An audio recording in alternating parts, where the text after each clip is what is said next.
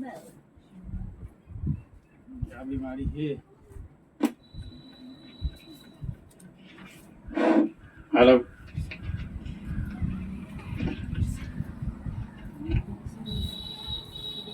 आज हम लोग चर्चा करेंगे भारत में अंग्रेजी राज की स्थापना। नहीं, पॉइंट बहुत अच्छा है, सोचनीय भी है कि भारत में अंग्रेजी राज की स्थापना कैसे हुई, भारत गुलाम कैसे हो गया। नहीं, हमेशा हम लोग निरंतर पढ़ते भारत 1947 में आज़ाद हो गई। गांधी जी, नेहरू जी व अन्य राजनीतिक पार्टियां व अन्य लोगों ने मिलकर, भगत सिंह, चंद्रशेखर आज़ाद सभी ने मिलकर के देश को आज़ाद कराया। इस सब पर हम लोग विशेष चर्चा करते हैं। आज हम लोग चर्चा कर रहे हैं कि भारत गुलाम कैसे हो गया। पॉइंट इम्पोर्टेंट है, सोचनीय बात है कि हम गुलाम कैसे हो गए। नहीं, सोचने वाली बात, ठीक है। तो हम जो आज जो चर्चा जो करने जा रहे हैं, हम इसमें चर्चा करेंगे इंग्लैंड की व्यापारिक कंपनी के बारे में, ठीक है ना। किस चीज पे चर्चा करेंगे?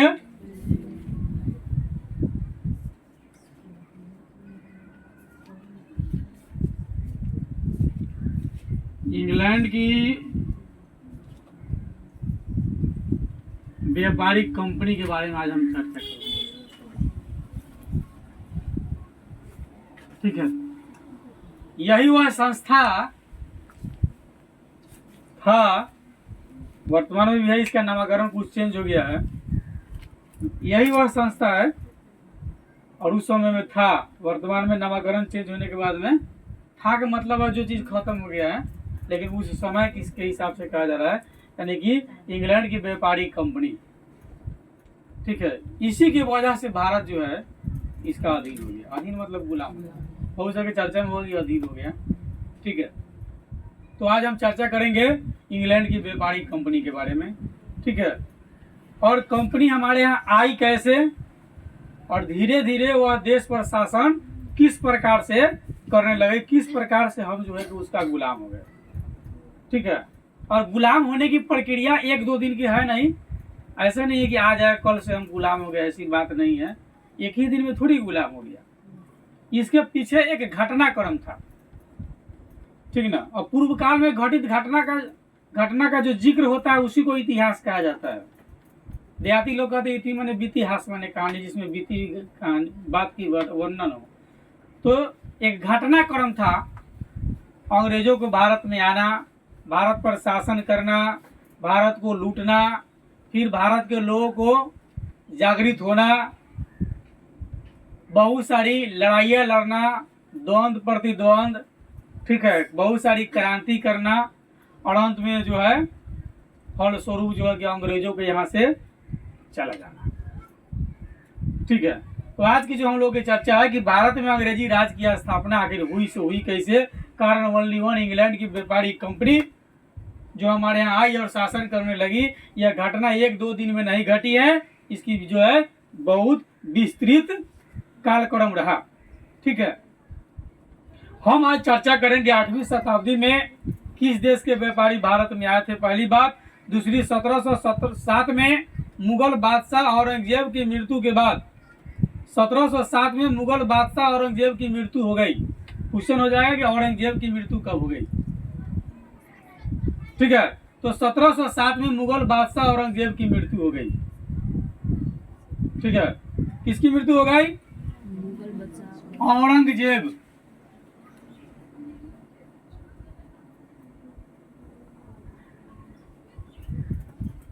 औरंगजेब की मृत्यु हो गई कब? 1707 में। औरंगजेब क्या थे? मुगल बादशाह थे। क्या थे ये? मुगल बादशाह। हाँ, याद रखिएगा, मुगल बादशाह, ठीक है। इसकी मृत्यु हो गई। मृत्यु होने के बाद भारत में कौन कौन से राज्य बने? जब औरंगजेब मर गए, यानी 1707 के बाद भारत में कौन कौन से राज्य का निर्माण हुआ, उस पर चर्चा करेंगे। और कुछ ऐसे यूरोपीय देश के बारे में देखेंगे जो 15वीं से 17वीं शताब्दी के बीच व्यापार करने के उद्देश्य से भारत में आए थे। इन्हीं सब टॉपिक पर आज हम लोग चर्चा करेंगे। पहली टॉपिक हमारी होगी 8वीं शताब्दी में किस देश के व्यापारी भारत में आए थे। ठीक है। दूसरा 1707 में मुगल बादशाह के मरने के बाद, मुगल बादशाह कौन थे? औरंगजेब। ठीक ना। तो मुगल बादशाह 1707 में औरंगजेब जब मर गए तो मरने के बाद कौन कौन से राज्य बना, और उसके बाद देखेंगे यूरोपीय देश, वे कौन कौन से यूरोपीय देश है जिन्होंने 15वीं से 17वीं शताब्दी के बीच में बिजनेस करने के लिए, व्यापार करने के लिए भारत में आए थे। ठीक है। तो भारत और यूरोप के बीच के व्यापार पर हम लोग चर्चा करेंगे। पहली टॉपिक है, यहाँ चले आइए, भारत और यूरोप के बीच क्या व्यापार या व्यापारी कंपनी कर लीजिए, इसके बीच में क्या क्या व्यापार हुआ। ठीक है ना। व्यापार ठीक है ना, ऐसे ही हुआ।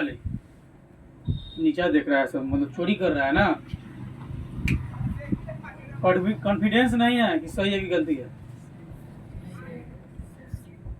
सही है, राइट। अच्छा, गलती हो सकता है। चलिए ठीक है। तो अब हम चर्चा करेंगे भारत और यूरोप के बीच व्यापार, मतलब व्यापार कैसे आया, किस तरह चला, बिहेव क्या था, क्या सही था, क्या गलत था, इसके आगे हम इस पर वर्णन करेंगे। भारत और यूरोप के बीच पुराने समय से व्यापारिक संबंध थे, यानी पुराने समय से भारत और यूरोप के बीच में जो है व्यापारिक संबंध था। मतलब जिस समय की हम घटनाक्रम पर हम चर्चा जो कर रहे हैं, घटना से पहले से उसके साथ व्यापारिक संबंध था भारत और यूरोप के साथ। इंग्लैंड इत्यादि सब जो है यूरोपीय देश है आपका। ठीक है। स्थल मार्ग से होने वाले इस व्यापार में अरब सौदागरों की भूमिका महत्वपूर्ण थी।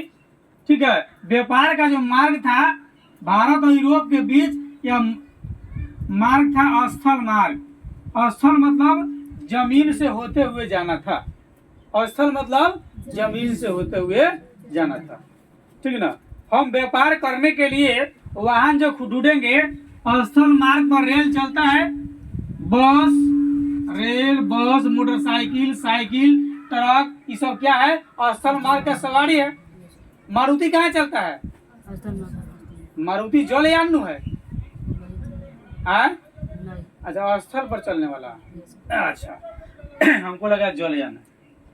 तो स्थल पर जो गाड़ियां चलती है, ठीक है, यानी कि मोटरसाइकिल, साइकिल, बस, ट्रक, ट्रेन इत्यादि, यानी कि जो जमीन पर वे सारी गाड़ियां जो जमीन पर चलती है वह क्या कहलाता है? ठीक है। कौन रास्ता पर कहल जाली? स्थल मार्ग। मार्ग माने रास्ता। तो व्यापार जो है पहले जो होता था यूरोप से, भारत और यूरोप से जो व्यापार होता था उस बीच में पड़ता था अरब। समझे ना? अरब के नाम सुने हैं? हाँ, सुने हैं कि नहीं? अरब, सऊदी अरब। कहाँ है? सऊदी अरब। ठीक ना। मतलब वहीं पर मुस्लिम इत्यादि हज करने ही सब जो है वो लोग जाते हैं। ठीक है। मतलब हज करने वहाँ एक बहुत बड़ा ऐतिहासिक घटनाक्रम के, मतलब मुस्लिम अपने धर्म के अनुसार सबसे पवित्र स्थल उसको मानता है, और हिंदू समुदाय भी अपने हिसाब से एक अलग हिसाब से उसको देखता है। ठीक है। तो भारत और यूरोप के बीच में पड़ता था अरब। बीच में कौन पड़ता था? अरब। स्थल मार्ग से जाने के लिए। ठीक है। अब आगे देखिए, तो स्थल मार्ग से होने वाले इस व्यापार में अरब सौदागरों की भूमिका सबसे अच्छी थी। वे भारतीय व्यापारियों और कारीगरों से सामान खरीद लेता था। कौन? अरब वाला। किससे खरीदता था? भारतीय व्यापारियों और कारीगर से सामान खरीद लेकर और अरब के बाजार में लाते थे। कौन? अरब वाला। भारत से कौन खरीदता था? अरब, सऊदी अरबिया, ये अपने बाजार में ले जाता था। ठीक है।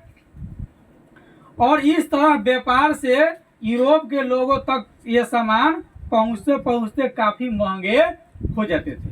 यानी कि भारत से पहले कौन लेगा, बेचेगा भारत, भारत के बाद जाएगा अरब में, इसके बाद जाएगा यूरोप में।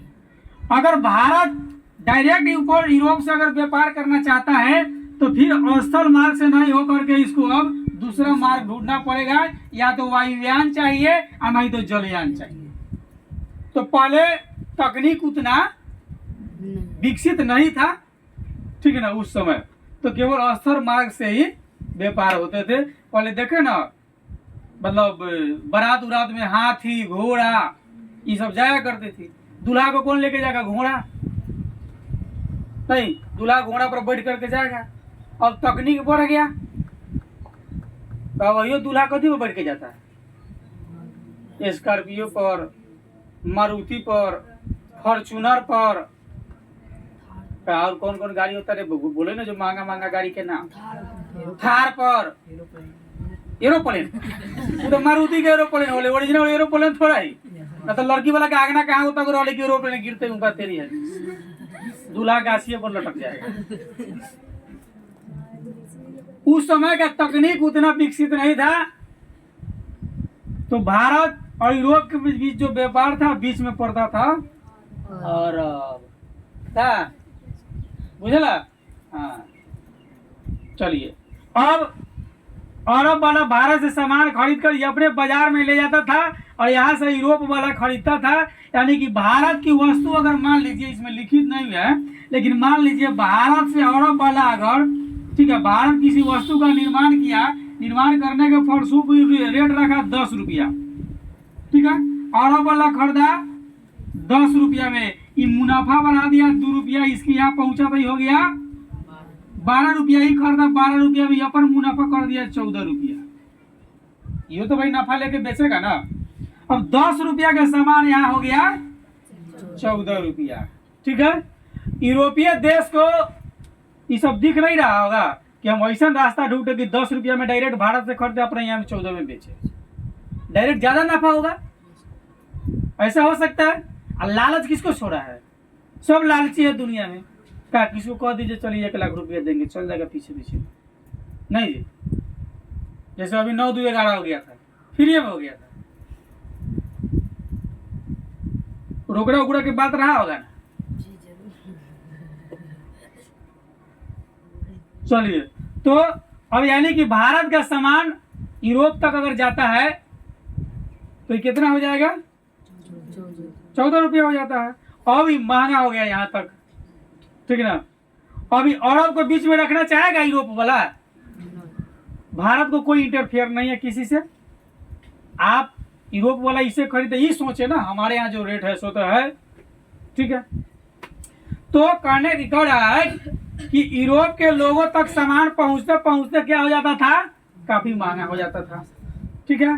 साथ ही व्यापार में यूरोप के व्यापारियों का मुनाफा जो है, मुनाफा मतलब लाभ भी क्या होता था, कम होता था, ठीक है।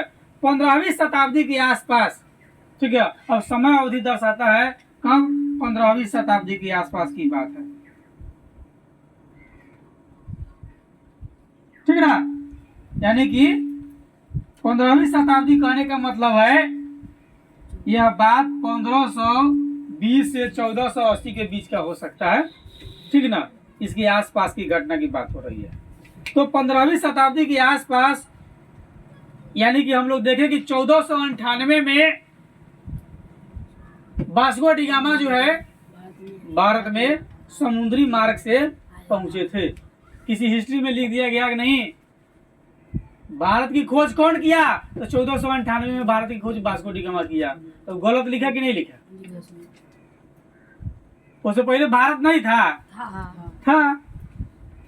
अरे यहाँ तो सुस्पष्ट हो रहा है, 8वीं शताब्दी में दूसरे देश के व्यापारी भारत में आए थे, तो फिर 1498 में पुर्तगाल के रहने वाले वास्को डी गामा भारत की खोज कैसे कर लिए।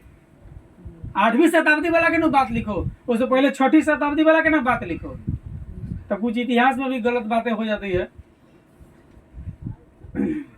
तो 15वीं शताब्दी के आसपास यूरोप के व्यापारियों ने लाल सागर से होते हुए, वही आसपास कहने का मतलब 1498 में आया था, इसलिए अनुमानित डेट बताया है।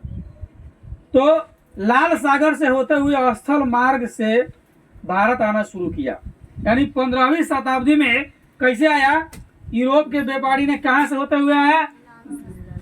ठीक ना, इधर है यूरोप, इधर है भारत, अब बीच में है लाल सागर, लाल सागर। ठीक है, यूरोप को लोग स्थल मार्ग से ऐसे ना होकर के सीधे आना, मैपिंग हम लोग जब देखेंगे तो हो जाएगा कि किधर से कौन था नहीं था। ठीक है, तो ये लोग क्या किए, डायरेक्ट जो है समुद्री मार्ग से आना शुरू किया, लेकिन इसमें उन्हें अधिक कठिनाई का सामना करना पड़ता था। रिस्क बहुत था, रिस्क बहुत था उस काम में। ठीक है, स्थल मार्ग से यूरोप तक माल पहुंचाने में समय काफी अधिक लगता भी था। स्थल मार्ग से भारत से यूरोप तक सामान ले जाने के लिए समय भी ज्यादा लग जाता था। रास्ते में लूट जाने का भय हमेशा बना रहता था कि रास्ता में लूटाई हो जाएगा। कौन लूटेगा? जब बीच में जब पड़ेगा सब लूटेगा, दोसर में क्या लूटेगा? ठीक है, तो माल लुटाने का भी डर था। बहुत से स्थानों पर उन्हें कर भी देना पड़ता था, टैक्स। उस जमाने में कर को जो है किताबी भाषा में चुंगी कहते थे, और हिंदी भाषा में कर कहते हैं, अंग्रेजी भाषा में टैक्स कहते हैं। ठीक है, तो उस जमाने में चुंगी भी देना पड़ता था। इसके अतिरिक्त अरब के व्यापारी समूह उनके लिए तमाम तरह की मुश्किलें खड़ी करते थे। किसको लिए? यूरोप वाला के लिए। कौन मुश्किल खड़ा करता था? अरब। अरब के व्यापारी यूरोप के व्यापारी के सामने जो है कई सारा कभी माले लूट लिया, टैक्स जाता लेता था, उसके बाद बहुत सारी घटना करता था। यानी कि अरब वाला हमेशा डिस्टर्ब करता था। क्यों? पता है आपको क्यों करता था? नहीं, उसे मुझे सुन क्या रहे। अरब वाला इसलिए डिस्टर्ब करता था कि भारत से मैं माल खरीद कर लाऊंगा, मैं अपने बाजार में डालूंगा, और हमसे यूरोप वाला खरीद करके ले जाए और वो बेचे। अब यूरोप वाला डायरेक्ट भारत से अगर ले जाता था, ठीक है, तो क्या करता था अरब वाला? उसको अरब की सरकार टैक्स बढ़ा दिया कि हमारे देश से होकर के जाता है, टैक्स देना पड़ेगा, ऐसे नहीं जा सकते हो तुम। कौन कौन छीनियों लेता था मारपीट करके। क्या? जैसे मान लो यादव जी का दुकान हो एकदम इन फ्रंट पर, हाँ, रास्ता देख लो, बगु आई नया गाँव बा, आई शिवहर बा, आ बीच में यादव जी के दुकान बा, ठीक बा, आ एने एगो आदमी के घर बा, ठीक बा, एगो लंग एगो घर बा, ये लंग एगो दुकान बा, आई यादव जी के दुकान बा, साहु जी के दुकान बा। यादव जी अगर ये सामान वाला एकरा से लेता, ठीक बा, ये 5 रुपया में देता, ये बढ़िया भाई बा, चालाक में बोले 4 रुपया में देता है। सामान लेने वाला किधर जाएगा? 4 रुपया में। और यादव जी के सामने में आए जब तो क्या करी? हमारा में से ना ले ला, वहां के ले मार ना, ठीक ना, मार पीट के छीन लेगा कि नहीं छीन लेगा? अभी 4 रुपया के सामान यो पूंजी गायब हो गया। अब सोचेगा 5 रुपया में एकरे में ले ले। लेकिन यूरोप वाला पढ़ा लिखा लोग था, वो मानने वाला नहीं था, और अरब वाला उसको बार बार परेशान कर रहा था, क्योंकि अरब वाला का साठगांठ पहले से भारत के साथ था। ठीक है, व्यापारी समूह जो है उसके लिए तमाम तरह की मुश्किलें खड़ी करता था अरब वाला, जो भी व्यापारी समूह था। इसलिए यूरोप के व्यापारियों के लिए यह आवश्यक हो गया था कि वह एशिया और भारत के लिए एक ऐसे रास्ते की खोज करे जिसमें सारी मुश्किल नहीं हो, कोई भी मुश्किल नहीं हो। डायरेक्ट उधर एशिया और इधर यूरोप, भारत एशिया महादेश में, यूरोप का अपना इंग्लैंड इत्यादि वो सब देश हो गया। सोचा कि हम ऐसा रास्ता का इंतजाम कर ले जिसमें उधर भारत और इधर उधर यूरोप और इधर एशिया बीच में कोई मुश्किल नहीं होना चाहिए। ऐसे रास्ते के वो लोग खोज में पड़ा गए। ठीक है, तो सर्वप्रथम सफलता पुर्तगाल के नाविक को मिली, जो हम लोग चर्चा किए 1498 में वास्को डी गामा ने और समुद्र मार्ग से होते हुए भारत पहुंचा था। ठीक ना, कौन पहुंचा था? 1498 में एक पुर्तगाली जिसका नाम था वास्को डी गामा। कहाँ का रहने वाला था? पुर्तगाल का। यह जो है समुद्र मार्ग से होते हुए कहाँ पहुंचा? भारत में पहुंचा। ठीक है, आप ये सब 7वीं कक्षा में भी पढ़ करके आए हुए, ठीक है ना। पुर्तगाल का नाविक जो है वास्को डी गामा 1498 में यूरोप से होकर के अफ्रीका का चक्कर लगाता हुआ उत्मासा अंतरिप यानी केप ऑफ गुड होप के मार्ग से भारत के पश्चिमी तट पर स्थित कालीकट बंदरगाह पर पहुंचा था। समुद्र मार्ग से होते हुए किस बंदरगाह पर पहुंचा? पूछेगा। कालीकट ना,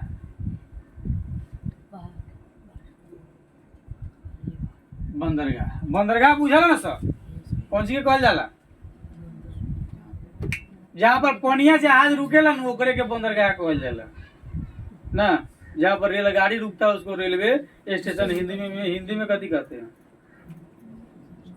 वाहन पड़ाव, रेल पड़ाव, स्टेशन मैंने पड़ाव, पर आओ। पड़ाव का मतलब ठहरना भी लोग समझता है, लेकिन हम नहीं समझते। पर आओ, पर मतलब आओ, इसलिए पड़ाव। ठीक है, कालीकट बंदरगाह पर जो है आपको वास्को डी गामा जो है 1498 में पहुंच गया। ठीक है,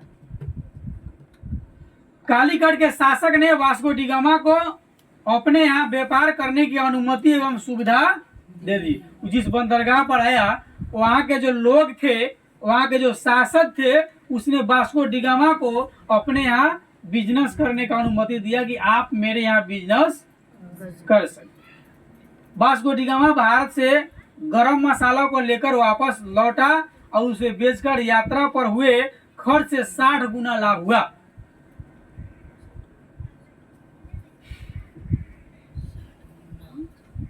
वास्को डी गामा जब भारत आया और भारत आने के बाद में वास्को डी गामा ने भारत से क्या खरीदा? आज बिकाली रे वो गरम मसाला, गरम मसाला जो ना सब्जी में डाल दीजिएगा कोई ठंडे ना होगा, फ्रिज में डालने की जरूरत ही नहीं है, गरम गरम रहेगा। फ्रिजों में डाल दीजिएगा। तो अब जीके में वो क्वेश्चन पूछ दिया, बताओ कौन ऐसा मसाला जो फ्रिज में डालेंगे तो नहीं ठंडा होगा? तो गरम मसाला। डालेंगे तो क्या डाले? गरम मसाला। निकाले तो क्या निकाले? गरम मसाला। ठंडा क्या निकाले? डालने के उड़े क्या डालने के जी? आई देखो, इस देखो ओल्ड एज आदमी सब है। ठीक से बैठो ना तो यूट्यूब पर नाम आ जाएगा।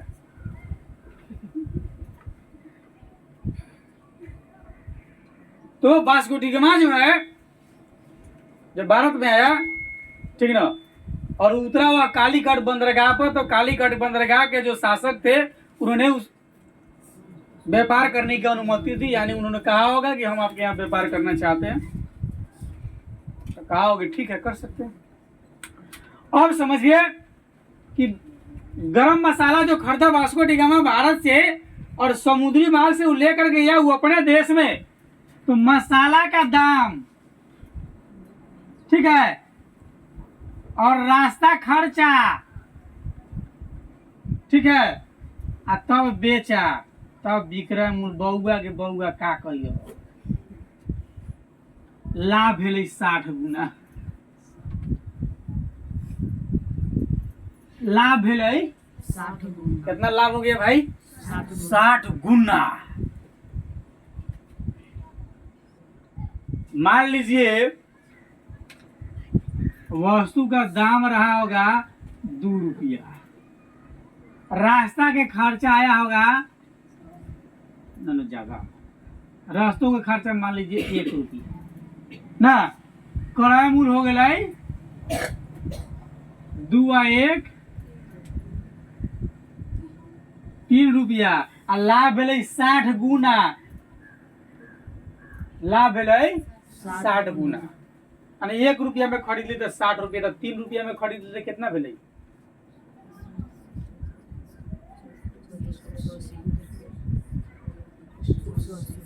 180 रुपया। परफेक्ट, साचो के सोच लीजिए।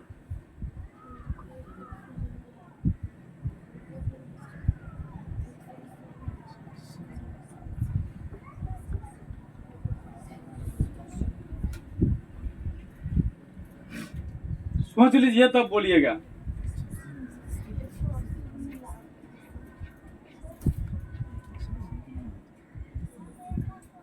सिंपल समझिए, ठीक है, अभी मैथमेटिक्स में दिमाग नहीं लगी।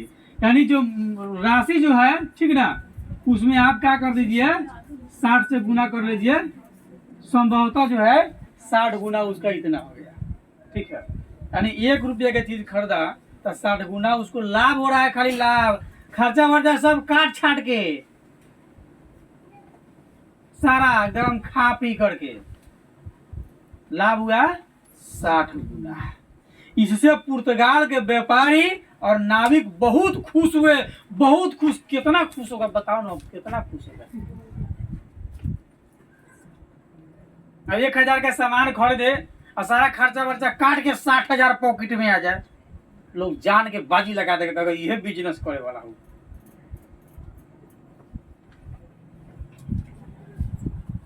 पुर्तगाल के व्यापारी इससे क्या हुआ, बहुत खुश हो गया, 60 गुना लाभ हो रहा है, खर्चा वर्चा सारा काट करके। उनका भारत आने का सिलसिला अब ऐसा शुरू हो गया। आगे चलकर पुर्तगाली व्यापारी ने भारत में कालीकट, गोवा, दमन, दीव, हुंगली के बंदरगाह में अपनी व्यापारिक कोठियां बना लिए और उन्होंने भारत में राजनीतिक सत्ता स्थापित करने का प्रयास भी किया, किंतु वे उस समय सफल नहीं हुए, ठीक है। वह जो है, इन्होंने जब व्यापार करना शुरू किया, कालीकट, गोवा, दमन, दीव, हे भाई कहने गया दीव, दीव हुंगली, दीव हुगली, इस सभी बंदरगाह पर पुर्तगाल के व्यापारी अपना अपना कोठी बना लिए, शासन करना चाहा लेकिन शासन नहीं कर पाए, ठीक है। भारत में पुर्तगाली व्यापारी की सफलता ने यूरोप के दूसरे देश के व्यापारियों को भी उत्साहित किया। जौन जौन सुना सब चाह कि वाह, भारत के मसाला में इतना दम है, भारत के मसाला में इतना दम है। अब भारत मसाला के लिए बड़ा फेमस रहता है,